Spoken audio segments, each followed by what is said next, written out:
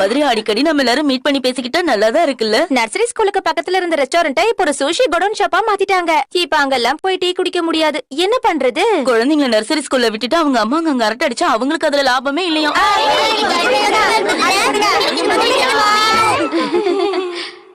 School பக்கத்துல ஒரு coffee shop open பண்ணா எவ்வளவு நல்லா இருக்கும் இல்ல? நல்லா இருக்கும் தான். எங்க அம்மா ஒரு காஃபி ஷாப் ஓபன் பண்ண போறாங்க. ஓ, அதுக்கு பேரு கஃபே இல்லமா? இல்ல நான் இல்ல எனக்கு ஒரு ஆஃபர் வந்தது அவ்வளவுதான். என்ன ரொம்ப நல்ல ஆஃபர் ஆச்சே. ஆமா எல்லாம் கனவு மாதிரி தான் இருக்கு, நனவாகுமான்னு தெரியல.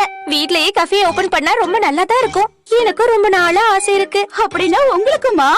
எனக்கும் தான். சின்ன லெவல்ல ஓபன் பண்ணா ரொம்ப நல்லா இருக்கும். ஆமா, எனக்கும் அந்த எண்ணம் மனசுல இருக்கு. அப்படியா? அப்ப எல்லாரும் சேர்ந்து தரீங்க தானே? கசுகபே கஃபே, ஷாட்டா காசு கஃபே. சூப்பரா இருக்குல்ல? ஓவரா பேசாம போய் பசங்களோட விளையாடு போ. ஓகேமா. இப்பெல்லாம் கஃபேல காஃபி மட்டும் விக்கிறதுல மத்த விஷயங்களும் விக்கிறாங்க. ரொம்ப சுவாரஸ்யமான விஷயமா இருந்தா நாமள வாங்கலாம்ல. கையாலேயே செய்யற கலை பொருட்கள் தானே.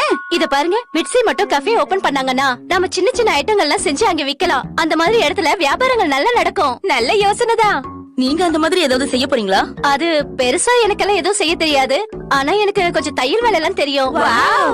மசா வாங்க பாருங்க, ஸ்வெட்டர் போட்டிருக்கானே. அது நீங்க செஞ்ச ஸ்வெட்டரா? பாக்க அவ்வளவு நல்லா இல்ல. ரொம்ப அற்புதமா இருக்கு. அது நான் தான் இந்த கப்ப. அப்ப இதுவாதான் இருக்கணும். கசாமாமா நீங்களே இத செஞ்சீங்க? பானை செய்யற ஒருத்தர் எனக்கு தெரியும், அவர் தான் சொல்லி கொடுத்தாரு. அதான் ஷேப் விசித்திரமா இருக்கா, தனித்துவமா இருக்கு. ரொம்ப பிரமாதம். ஆமா சாகுராதா, உங்க டிஷ்யூ கவர் இருக்கே அது. இதெல்லாம் பாக்காதீங்க. இதெல்லாம் வித்த யாரும் வாங்க மாட்டாங்க. அப்படி எல்லாம் சொல்லாதீங்க. ஷின்ஷனோட அம்மா கெஃபே ஓபன் பண்ணாங்கன்னா நான் தான் அங்க வெயிட்ரஸா இருப்பேன். ஓகேயா? ஆனா சின்ன பசங்க எல்லாம் வேலைக்கு போக கூடாதுன்னு ஒரு சட்டமே இருக்குல்ல நேனி. உதவி செய்ய கூடாதுன்னு சட்டம் இல்லையே.